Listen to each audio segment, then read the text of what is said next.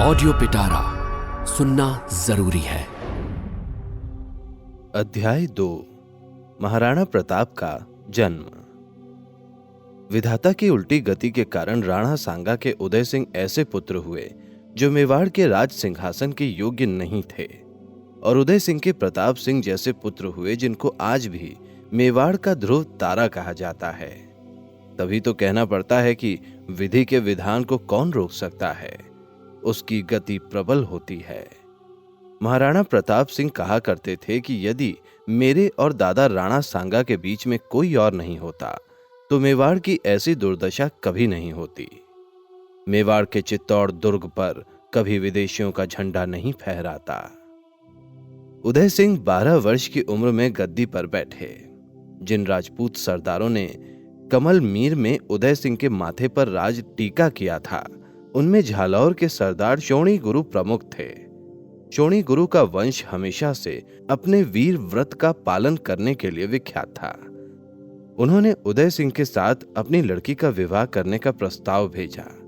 जब सरदारों ने उस प्रस्ताव को सहर्ष स्वीकार किया और उस प्रस्ताव के अनुसार शुभ मुहूर्त में शोणी गुरु की पुत्री के साथ कमल मीर में उदय सिंह का विवाह हुआ, तो विवाह के कई वर्ष बाद उस शोणी वंशीय मही पुत्री के एक पुत्र उत्पन्न हुआ। उस समय ये कौन जानता था कि एक दिन यह पुत्र महाराणा प्रताप सिंह के नाम से मेवाड़ और राजपूत जाति का ही नहीं बल्कि सारे भारतवर्ष का चेहरा उज्जवल करेगा। शुक्ल पक्ष की द्वितीया के समान बालक प्रताप की चमक और शक्ति दिन दुगनी रात चौगनी बढ़ने लगी। वैसे तो महाराणा उदय सिंह के 24 लड़के थे, परंतु प्रताप और उनसे छोटे भाई शक्त सिंह साथ साथ ही खेलते कूदते थे। दोनों भाइयों में आपस में लड़कपन में ही विरोध भाव होने लगा। बात बात में शत्रुता का भाव बढ़ने लगा, जिसका बहुत भयानक परिणाम हुआ। इसी आपस में शत्रुता ने आगे चलकर मेवाड़ की स्वाधीनता को नष्ट करना चाहा था। बालक प्रताप और शक्त तलवार से ही खेलते थे। एक दिन एक तलवार नई बनकर आई थी। प्रताप और शक्त के पिता एक मोटी रस्सी मंगाकर उसकी धार की परीक्षा करने के लिए कह रहे थे, परंतु 5 वर्ष के बालक शक्त सिंह से नहीं देखा गया कि मोटी रस्सी पर तलवार की धार की जांच की जाए। बालक शक्त सोचने लगे कि जो तलवार युद्ध क्षेत्र में अनगिनत मनुष्यों के सिर धड़ से अलग करने के लिए मंगाई गई है, क्या उसकी जांच कच्चे सूत के धागे पर की जाएगी? दिल में यह विचार उठते ही बालक शक्त सिंह ने उस तलवार का अपनी उंगली पर आघात किया। तलवार के आघात के कारण बालक शक्त सिंह की उंगली में से खून का फव्वारा छूटने लगा, परंतु बालक के चेहरे पर नाम मात्र के भी दुख के लक्षण नहीं दिखाई दिए। वह खुशी से भरी आंखों से खून की धार देखने लगा। उनकी आंखों में से आंसू की एक बूंद भी नहीं टपकी। पास में खड़े हुए सारे लोग चकित और स्तंभित होकर बालक के चेहरे की ओर देखने लगे। महाराणा उदय सिंह को बालक शक्त सिंह के इस साहस पर बहुत गुस्सा आया। उन्होंने गुस्से में आज्ञा दी कि इस कुल कलंक बालक का सिर अभी धड़ से अलग कर दिया जाए, परंतु पास में खड़े हुए सरदारों ने जैसे तैसे समझा बुझाकर महाराणा उदय सिंह का गुस्सा शांत किया। उदय सिंह की भविष्यवाणी सच हुई। प्रताप सिंह जैसे मेवाड़ के नहीं बल्कि भारत के चेहरे को उज्जवल करने वाले हुए, वैसे ही शक्त सिंह मेवाड़ के कुल कलंक, देशद्रोही और जाति द्रोही हुए।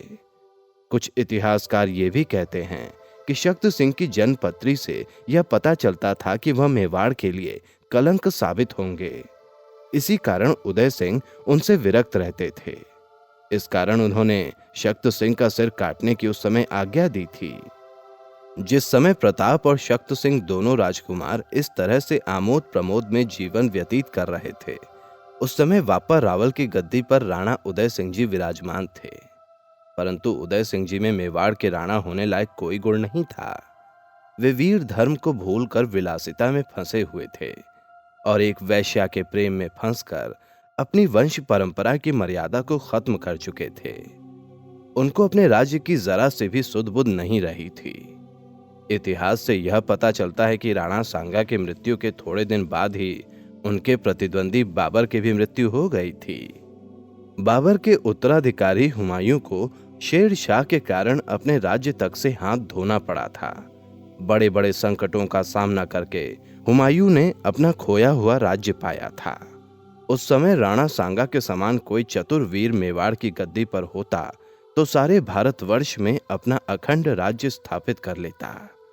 परंतु मेवाड़ और सारा राजपूताना ही नहीं, बल्कि सारे भारतवर्ष में उस समय ऐसा कोई दूरदर्शी मनुष्य नहीं बचा था, और इसी कारण मुगलों की उन्नति का रास्ता साफ हो गया था।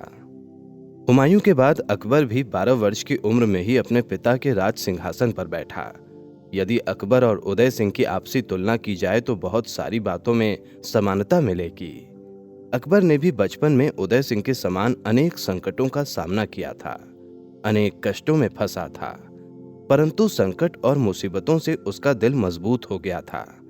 अकबर अपने पिता के राज्य को बढ़ाने वाले और उदय सिंह मेवाड़ को डुबाने वाले हुए।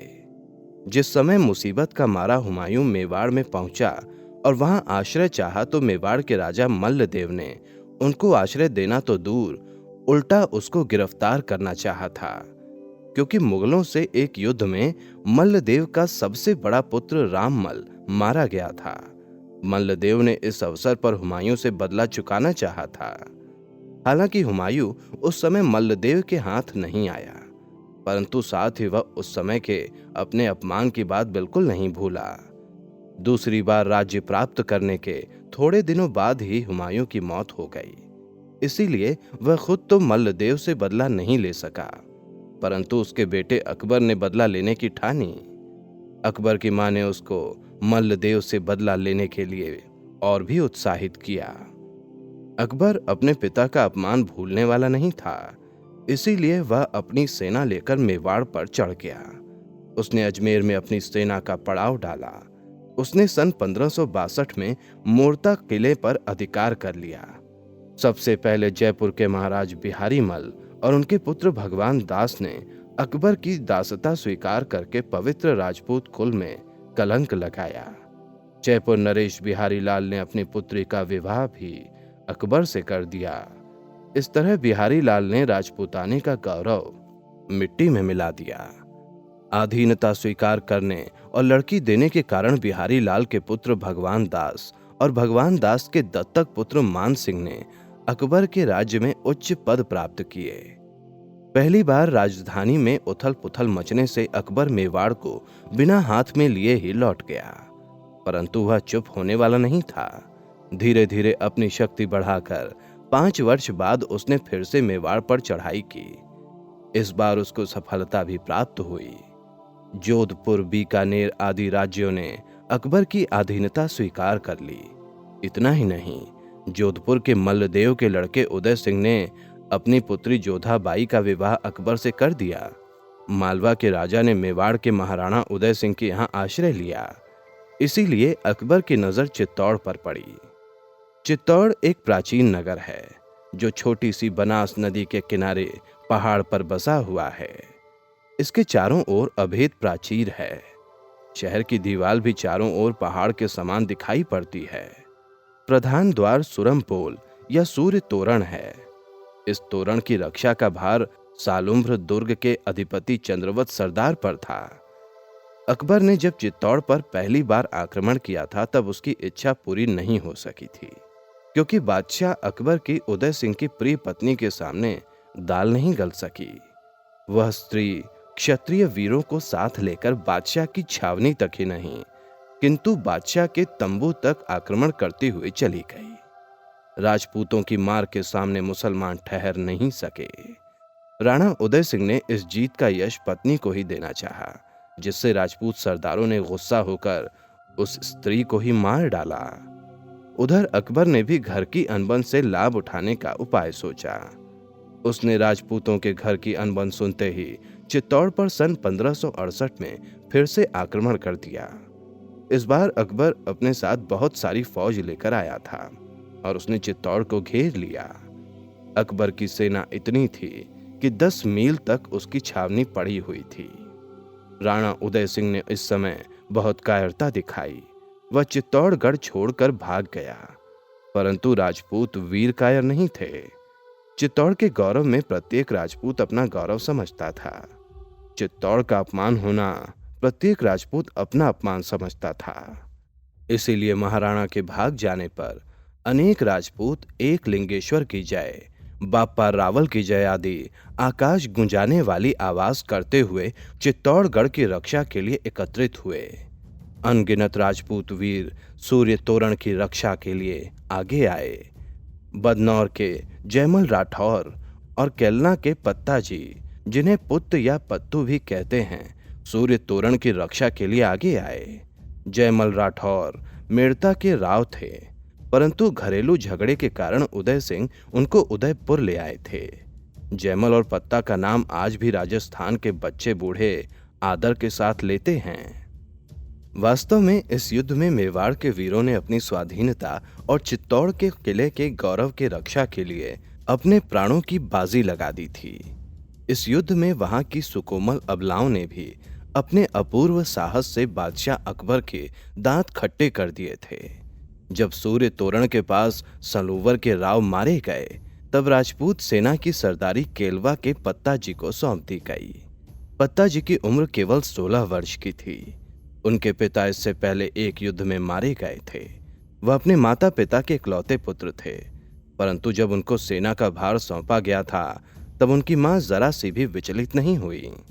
भारतवर्ष का वह समय ऐसा ही था कि जब राजपूत मां अपने पुत्र को लड़ाई में जाने के लिए विदा करते समय उत्साह से भरी बातें कहती थीं कि जाओ जाओ बेटा जाओ, जिंदा रहोगे तो स्वाधीनता भोगोगे और मर गए तो सीधे स्वर्ग में जाओगे। पत्ता जी की मां भी उन राजपूत रमणियों में से थीं, जो अपने देश और धर्म की रक्षा के लिए सर्वस्व न्यौछावर करने को तैयार रहती थीं। वह वीर बाला अपनी पुत्री और पत्ता जी की पत्नी को साथ लेकर खुद बादशाह अकबर के मुकाबले के लिए युद्ध स्थल में गईं। जिस समय बादशाही सेना चित्तौड़ के पास पहुंचने लगी, उस समय इन तीनों अबलाओं ने अपने अचूक निशानों से मुगल सेना के धुर्रे उड़ा दिए थे। बादशाह अकबर उक्त तीनों वीरांगनाओं की बहादुरी पर इतने प्रसन्न हुए थे कि उन्होंने आज्ञा दी थी कि जो कोई भी इन तीनों वीरांगनाओं को पकड़ कर लाएगा, उसे मुंह मांगा इनाम मिलेगा। परंतु एक एक करके तीनों वीरांगनाएं रमणियां मारी गईं। तीनों वीरांगनाओं की वीरता देखकर चित्तौड़ के वीर और भी दुगने उत्साह से शत्रुओं का मुकाबला करने लगे। अनगिनत शत्रुओं के सामने मुट्ठी भर राजपूत कब तक लड़ सकते थे। पत्ता जी ने अपने साहस और पराक्रम से मुसलमानी सेना के बड़े बड़े वीरों के दिल कंपा दिए थे। जिस तरह प्रचंड आंधी बड़े बड़े पेड़ों को उखाड़ कर रुक जाती है, उसी तरह से महावीर पत्ता जी भी अपनी तलवार से मुगल सेना के अनेक बहादुरों के सिर गाजर मूली की तरह काटकर अंत में मारे गए। परंतु राजपूत वीरों ने हिम्मत नहीं हारी। जयमल राठौर ने किले की रक्षा का भार अपने ऊपर ले लिया। इस भीषण संग्राम में महाराजा प्रताप सिंह ने जयमल राठौर की अधीनता में अपूर्व साहस और वीरता से युद्ध किया था, जिससे राजपूत उनके पिता का निंदित व्यवहार भूल गए। वीर जयमल ने भी अपनी वीरता दिखाने में कोई कसर बाकी नहीं छोड़ी और अपने जिंदा रहते चित्तौड़ का किला दुश्मन के हाथ में नहीं लगने दिया। एक दिन रात को जयमल मशाल के उजाले में किले के बुर्जों की मरम्मत करा रहे थे। तभी अकबर ने जो किला घेरा हुआ था, उन्हें पहचान कर ऐसा निशाना मारा कि जयमल उसी जगह पर गिर गए। दूरदर्शी जयमल ने जब देखा कि अब उसका अंतिम समय आ गया है, अब चित्तौड़ भी दुश्मनों के हाथ से बच नहीं सकता, तब उन्होंने बचे हुए अपने 8000 योद्धाओं को केसरिया बाना पहनाने और दरवाजा खोलने की आज्ञा दी। आज्ञा देते ही किले का दरवाजा खुल गया और राजपूतगण बादशाही सेना पर टूट पड़े और लड़कर वीर गति को प्राप्त हुए। 9 रानियां, 5 राजकुमारियां, 2 छोटे राजकुमार और बहुत से सरदारों की पत्नियां उस समय जब राजपूत लोग केसरिया बाना पहन किले का फाटक खोलकर बाहर निकले थे, आग में जलकर भस्म हो गईं। चित्तौड़गढ़ में यह तीसरा शाका हुआ। यह युद्ध कितना भयानक हुआ होगा, उसका केवल कर्नल टार्ट के कथन से ही पता लग सकता है कि जब मरे हुए वीरों के यज्ञोपवीत तोले गए, तो उनका वजन 74.5 मन हुआ। किसी किसी का अनुमान है कि उस समय मन 4 किलो का होता था। इसका मतलब 25,000 से अधिक आदमी इस युद्ध में मारे गए। अंततः अकबर की इच्छा पूरी हुई। चित्तौड़गढ़ उसके हाथ में आ गया। जिस समय चित्तौड़गढ़ अकबर के हाथ में आया वह मनुष्य से शून्य हो गया था और श्मशान बना हुआ था। अकबर ने चित्तौड़ पर जीत प्राप्त करके अपने पत्थर दिल और नृशंस स्वभाव का परिचय दिया। उसने चित्तौड़ पर बड़े बड़े अत्याचार किए। नराधम पापी अलाउद्दीन खिलजी और मालवा के बादशाह बहादुर के हाथ से भी जो राजकीय चिन्ह बच गए थे उन सबको अकबर ने नष्ट कर दिया। देवालय और मंदिरों के कलश और शिखर यवनों के पैरों तले रौंदे गए। चित्तौड़ के सुंदर भवन और पवित्र मंदिर गिराकर जमीन में मिला दिए गए। जिन नगाड़ों की आवाज कोसों दूर तक पहुंचकर गहलोर नरेशों की महिमा प्रकट करती थी, जिनकी आवाज से मेवाड़ के दुश्मनों का कलेजा कांपता था, जो बहुमूल्य दीप वृक्ष अपने प्रकाश से भगवती चतुर्भुजा के मंदिर की शोभा बढ़ाते थे, जो चित्तौड़ के बड़े बड़े दरवाजों के किवाड़ चमक दमक रहे थे, उन सबको अकबर अपने नए नगर अकबराबाद को सजाने के लिए ले गया था। उसने दिल्ली में अपने राजमहल के सामने जयमल और पत्ता जी की हाथी पर चढ़ी हुई पत्थर की 2 मूर्तियां बनाकर रखी थीं। सच्चे शूरवीर के सामने उनके शत्रुओं को भी अपना सिर झुकाना पड़ता है। अब उदय सिंह के बारे में जानते हैं। जब अकबर चित्तौड़गढ़ को घेरे हुए था, दोनों ओर से रणचंडी का मधुर नाच हो रहा था, तब उदय सिंह ने देखा कि अभी युद्ध की समाप्ति नहीं हुई है और पता नहीं अभी कितने दिन और युद्ध हो। यह सोचकर उन्होंने चित्तौड़ छोड़ दिया। पहले उन्होंने राजा धिपाल नाम के स्थान से गोहलों के यहाँ आश्रय लिया, फिर और भी दक्षिण अरावली पर्वत श्रेणी के बीच की तरफ। वहां उन्होंने कई साल पहले एक सरोवर और सुंदर भवन बनवाया था। उस सरोवर का नाम था उदय सागर और उस महल का नाम था नचौकी। क्योंकि इस जगह जाकर उदय सिंह ने आश्रय लिया था, इसीलिए वह स्थान सारे मेवाड़ की राजधानी हुई और बाद में उसका नाम उदयपुर पड़ा। उपरोक्त घटना अर्थात चित्तौड़ पतन के बाद उदय सिंह 4 साल तक और जिंदा रहे। चित्तौड़ में उनका राजत्व, राज सम्मान और राज वैभव था, परंतु यह सब कुछ होने पर भी राज गौरव नहीं था। वीर केसरी प्रताप सिंह उदयपुर में न रहकर कमल मीर में रहना पसंद करते थे। उदय सिंह का प्रताप सिंह से स्नेह भी नहीं था। इतिहास से पता चलता है कि जिन राजकुमारों को उनके पिता राजाओं ने स्नेह की नजर से नहीं देखा, उन्हें सारे संसार ने आदर और स्नेह की नजर से अपनाया। यही हालत महाराणा प्रताप सिंह की भी हुई, जो अपने पिता के स्नेह के पात्र नहीं थे। वे अपनी अलौकिक वीरता से आज भी सारे मेवाड़ के ही नहीं बल्कि सारे भारतवर्ष के पूजनीय हो गए। ऐसी ही इंटरेस्टिंग किताबें कुछ बेहतरीन आवाजों में सुनिए सिर्फ ऑडियो पिटारा पर। ऑडियो पिटारा सुनना जरूरी है।